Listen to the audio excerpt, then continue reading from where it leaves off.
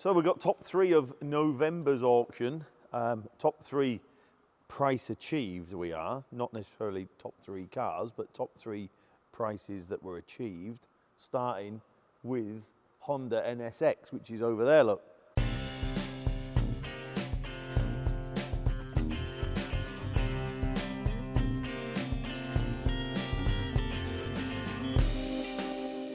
Which is a lovely, lovely thing. And rare car. You can't find them, can you? Which is no doubt a contributing factor to why it did all the money. It's a very special thing, really. So they're a bit of a Marmite thing, aren't they? You either love them or loathe them. I'll be completely honest, it doesn't float my boat at all. Yeah, but it's just as well we're all different, isn't it, really? And I appreciate it for what it is. You know, a very, very nice example of a Honda NSX. Would I want one? If I'm honest, no, not me. But somebody, there was obviously several people there, wasn't there, that really did want one. Yeah, it certainly is a special car. So that was one. What did it go for? Oh, sorry, it did 52,000, which yeah, sounds a lot of money for Honda, doesn't it? When you think about it, a lot of money for an automatic Honda. You could be forgiven for thinking you sat in a Honda Accord. But anyway, yeah, 52,000 that one. Runner-up, I think, was the Porsche. That came in with a really, really sensible guide. Nice chap from Scotland. I spoke to him before the auction, Charlie, and he said it's not a stunning car, but it's a good usable car. And so we settled on a figure which we all knew it was going to attract a fair bit of interest. So I think it was guided sub 20, and it's romped on and done about 44, I think, if memory serves. So twice the estimate and some, loads of interest. He actually arrived with an immobiliser fault that we had our local guy down here take the immobiliser off, so that's got rid of that. So that's cured that problem. And we all know it wants painting, or it wants some paint work, but obviously a popular model, isn't it? You know, and there you go. It speaks for itself. £44,000. Do you know what?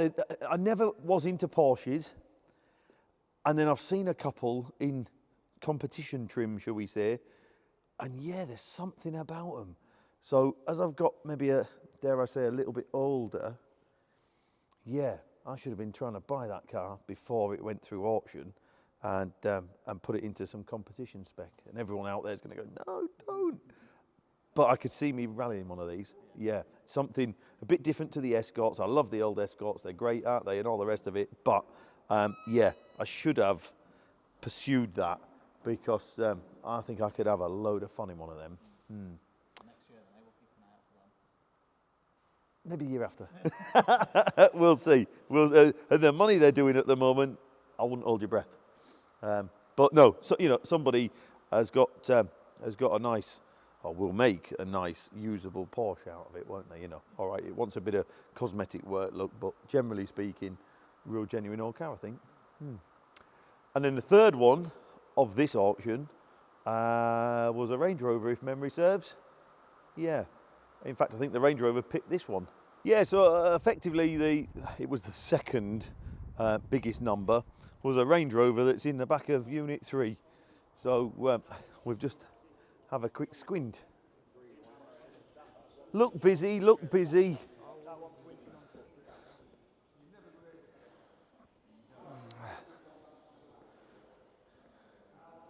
We'll go up here. So, Range Rover, we've had it several times this, and if we rewind a couple of years, the vendor of this car bought it from Land Rover around the corner, and he turned up here one afternoon, and I bid him a figure messing about. I was messing around, as I like this, and so I offered him a figure, and I was joking, I was playing, and he told me where to go. And now we fast forward on a couple of years, we've had it in a couple of auctions, it's been back round to Land Rover trying to sell it round there, and he's been struggling with it, and I don't know why. 19,000 miles or 20,000 miles, something like that, and the motor is lovely, it really, really is. And it has now just sold for 47, I think, which is £500 less than I bid him 2 years ago. So I was messing and joking, and he actually said to me last week, why don't you give me what you bid me and you have it, buy Angie. I said, I don't want it. And I must admit, I was very tempted. It is a lovely, lovely thing. But my last Land Rover, newish one, I had a belly full of trouble and cards on the table. Land Rover wouldn't help me, so that was me done. And I vowed I would never have another one. So, which is why Dave's got a nice one out there, and I have some old ones. So, can't have it, can I? I can't have it. If you took that off and put a Toyota across there, I could have it, no problem. But I can't bring myself to do it. So, there it is, fantastic. The next guy has got the best car. He's going out tomorrow, incidentally, but he's got the best car at a very sensible figure in my mind. Yeah, shame really, because I do like it, and it's lovely. But what can you do? 47, 100 and, was it 109 or something new? I think it was more than that. I think maybe that's what Gary paid for it. But anyway, yeah, so shame, innit? Why do you think that's depreciated so much? I think they do. You know, it's petrol, it's supercharged, it's lovely, it's got all the toys on it. And yeah, unfortunately, when they do go wrong, they cost an arm and a leg. So whilst they're in that warranty period, they're lovely, aren't they? They're brilliant things. As soon as they're out of that, even at such low mileage, you know, people are scared of them, scared of running costs. That's it in a nutshell. I'm scared of running costs. Yeah, no, unfortunately, it's a shame, isn't it? Because it is a magnificent car. It is lovely.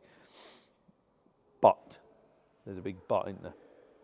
So, but it did really well this auction. You know, it's still a lot of money for what it is. So I know it didn't quite get to what Gary was hoping for, but he got close enough, and we put a deal together, and out it's gone. So it leaves us tomorrow, after we've moved all them cars to get it out. Yeah, so there you go, that's the top 3 for this auction.